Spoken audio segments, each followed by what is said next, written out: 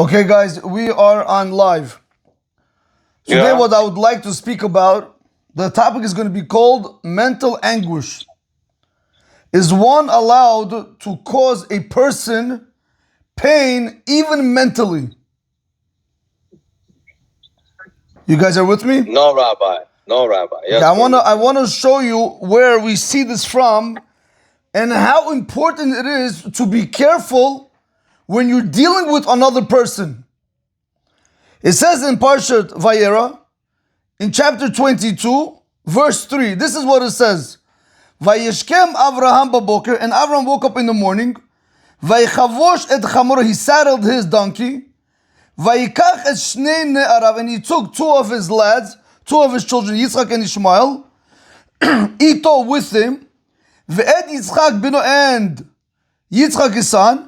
Vayivaka ate olah. Now I want you guys to pay attention to the language. Jigarig, are you here? The pasuk says in the Torah, what did Avraham Avinu do?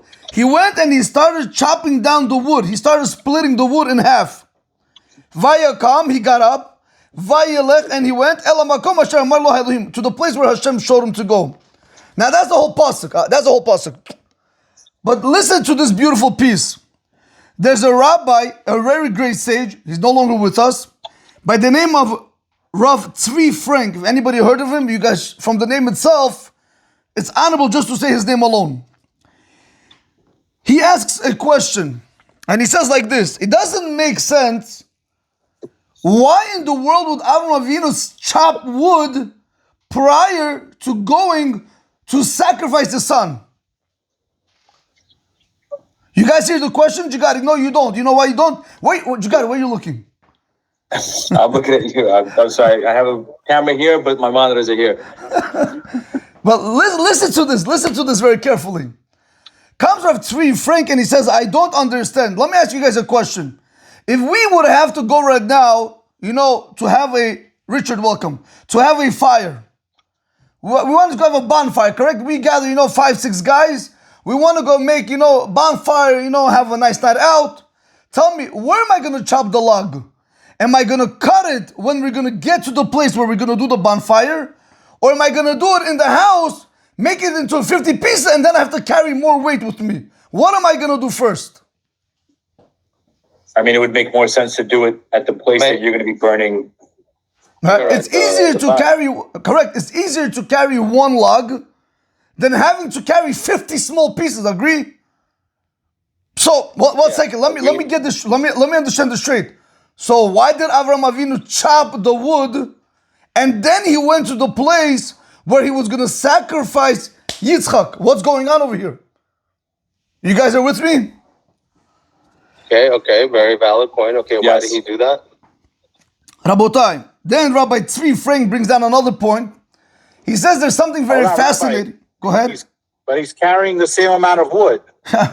Mike, I don't know about you, but if you ask me to carry $1,000 or $10,000 in hundreds or $10,000 in singles, I'll go with the hundreds. You know what I'm saying? It doesn't make sense, Michael, man. That's not hold on. That's not the same comparison. Of course it is.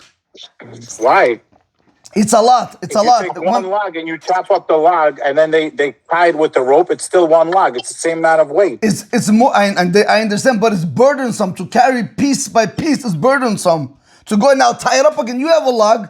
Take it there, break it there. You don't have to worry about no chip wood, nothing. Take it there, break it. You want to, Rabbi. You want to make it faster. That's why. You want to make it faster. Okay, actually, I didn't think of that, but okay, I like that, but I don't think of that. But I want to bring out a very important point. He says, Chazal tell us, we know, you guys know that when the splitting of the sea happened, why did the splitting of the sea happen? Does anybody know in whose merit it happened?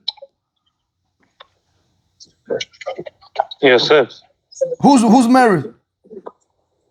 Yosef. Yosef HaTzadik. You guys know that, right? It says that the sea, it saw, say it again? I had no idea. Yeah, it says that the sea, can you imagine the ocean? It saw Yosef HaTzadik's coffin coming. It saw and it ran. It split for Yosef HaTzadik. That's the merit why the Jewish people came out of Egypt. If it wouldn't be for the coffin of Yosef, everybody would die in Egypt. Because of his merit, because he was able to fight Potiphar's wife, he was able to fight and not fall into the sin with the woman, Hashem said, you broke your nature. I'm going to also do for you something that your Jewish people don't deserve. Your Jewish brothers and sisters. What is that? I'm going to go against nature. I'm going to open for you the ocean. I'm going to split the sea open. You guys are with me? Yeah. Yes. Now listen to this. Comes Rabbi Tzvi Frank. He said, I want to teach you another. There's another midrash that says, really, you know who split the sea? You know in whose merit? In Avraham Avinu's merit. In Avraham Avinu's merit to split the sea. You guys, did you hear what I just said? Yeah. No, I don't think you guys heard what I just said. If you guys want to hear, you'll see that it's a contradiction. That doesn't make sense because Abraham Avinu, or was it Yosef Atzadik? Which one was it? No, Avraham Avinu, they say, no, so it's a contradiction. He will say there's another measure that says it was in the merit of Avraham Avinu. That's why Hashem split the sea. The obvious question doesn't make sense. Another place it says in the Torah that it was because of Yosef Atzadik. So how's it because of Avraham Avinu? You guys ready for this? What did I just read for you in the verse? What did I just read for you in the Chumash? It says over there, and Avraham woke up in the morning and he split the wood. So, wait, listen to this. We make a common denominator. I have the word split by the wood, and I also have the word split by the ocean. So there you go. You hear the word split over here, split over there. We put them one and one together. Must be it was because of Avraham Avinu. You guys like that answer? Richard, do you understand what's going on, Richard, or no? I can hear him. You're on mute, Rich. I'm sorry, I have an early exit. I just want to listen. Thank you, Rabbi. But do you understand what's going on? I'm asking you, Richard. Okay.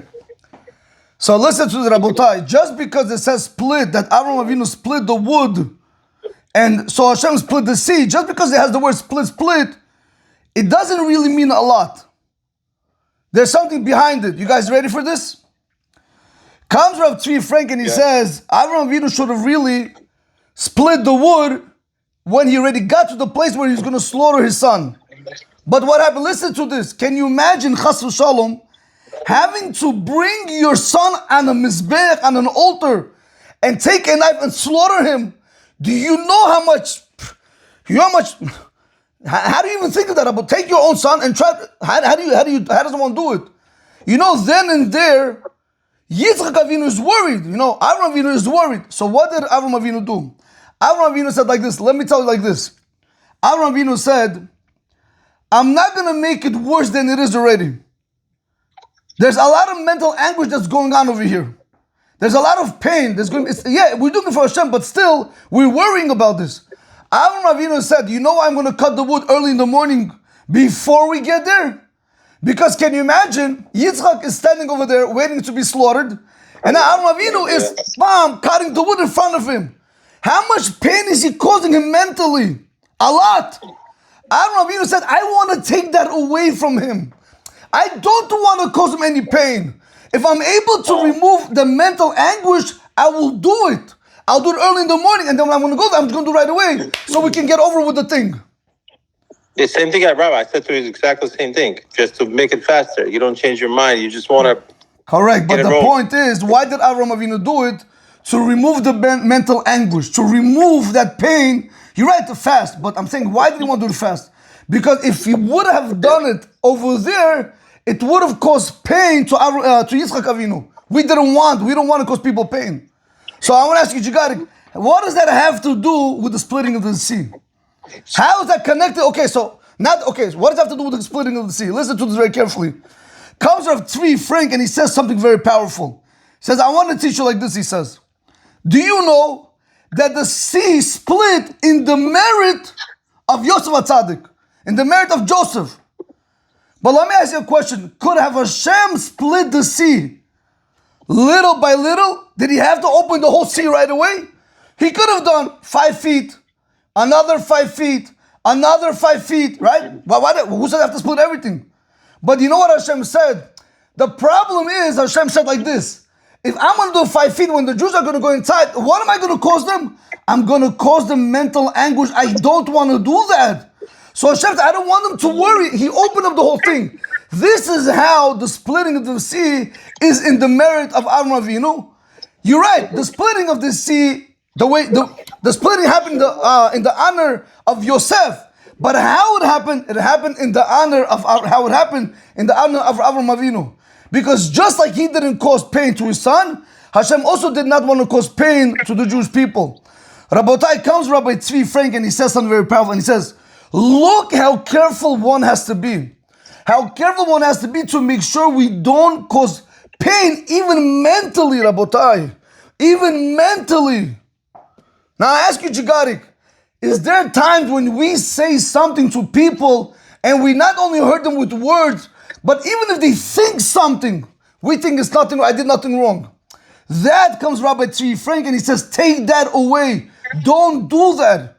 When you're dealing with people, you want to make sure they are worry-free.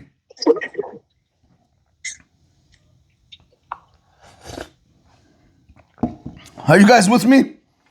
Rabbi, that's beautiful, Rabbi.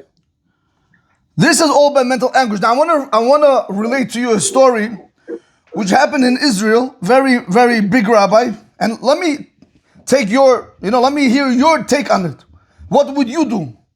Now, a lot of people think they send their children to yeshiva, and they're learning in elite yeshivot, meaning in religious schools, and their children are learning Torah. So one day the father says, listen, my son's been in this yeshiva already for 8 months.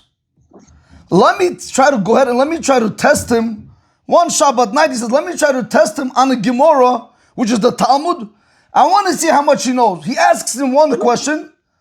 You know what the son tells him? He gives him an answer.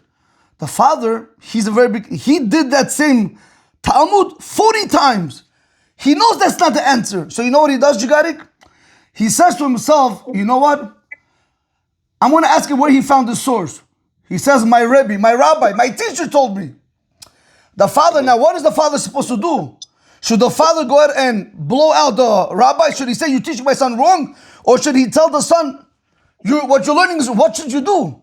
One thing you should never do with children is show that the teachers are wrong. Because once you show that, if they see Papa, Mama are not listening, they're not going to want to listen. So you got to be careful how you go about the situation. So the rabbi said, I'm not going to do it. I'm not going to say anything. Let me see next week. Next week, Shabbat came, he asked him another question. Again, he sees the son made a mistake. He says to the son, let me ask you a question. Who told you this answer? He said, my rabbi, my teacher told me. Now the father's really said, I don't understand. I'm paying money over here. What am I teaching my kids? Okay. Says, let me try this a few more times. Maybe my son is not understanding the Rebbe the correct way.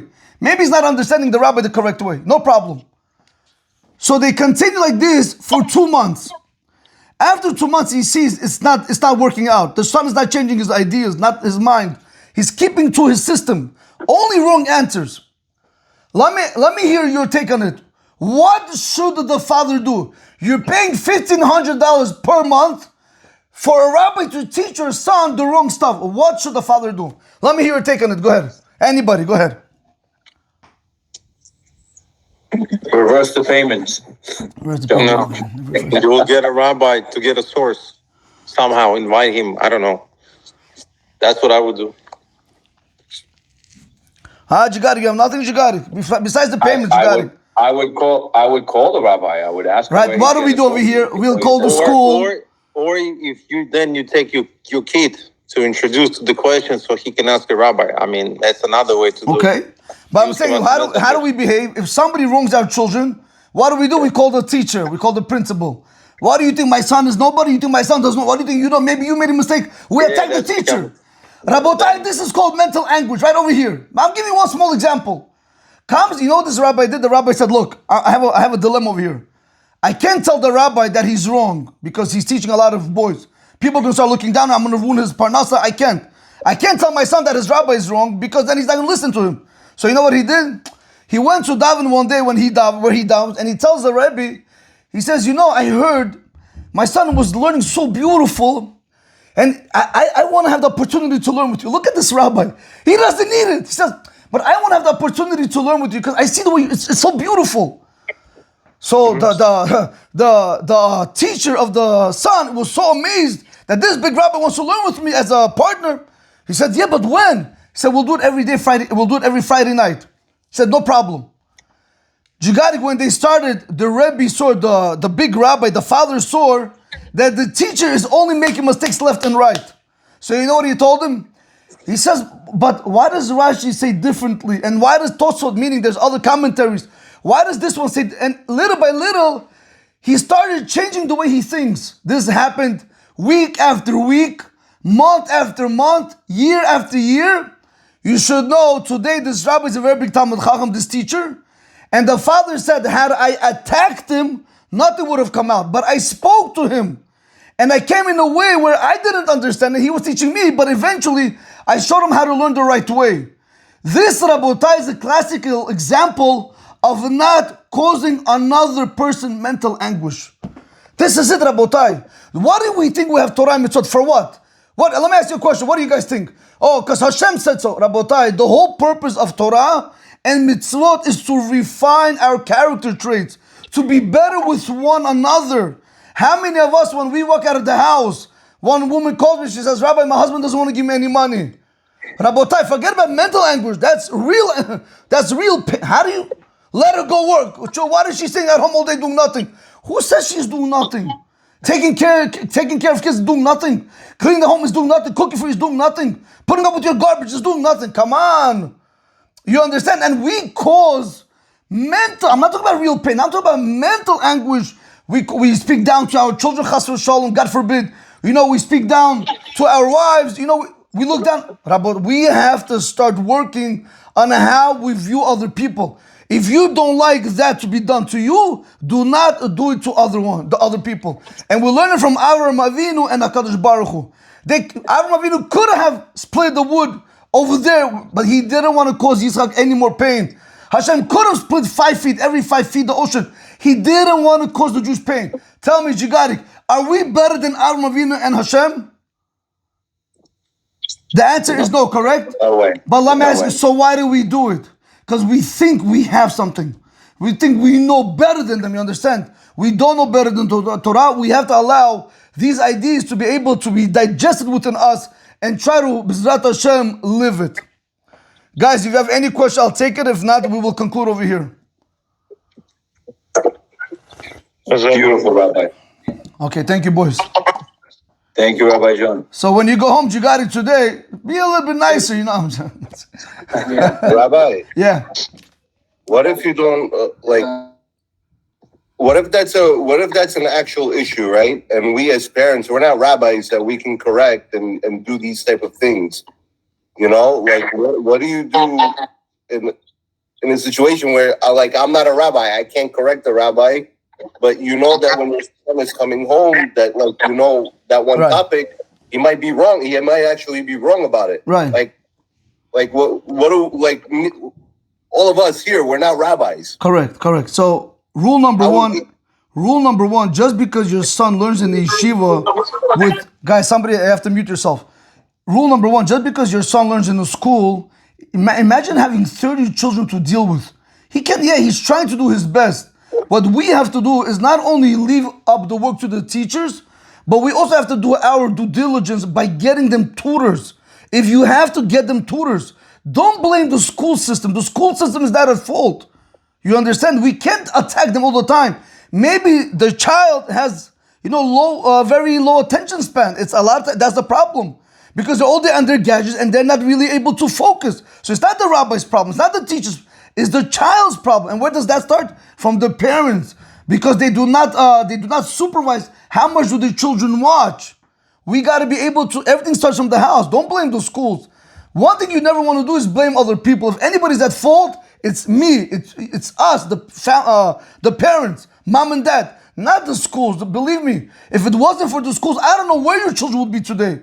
They're doing us a very big favor. It's like basically babysitting for us. You understand, Abota? It's a very big thing. Try to sit with your son one day and learn within 1 hour. And see, every second he doesn't want to learn, he wants to do this, you lose your mind. But this teacher, he puts up with it. You understand? However you want to go about the situation, you have to be very careful not to cause him, chas v'shalom, any suffering, even mentally. Thank you. Okay, guys? Thank you, Rabbi. No problem, boys. I'll see you guys. Thank you so much. I'll see you guys. Bye. Bye.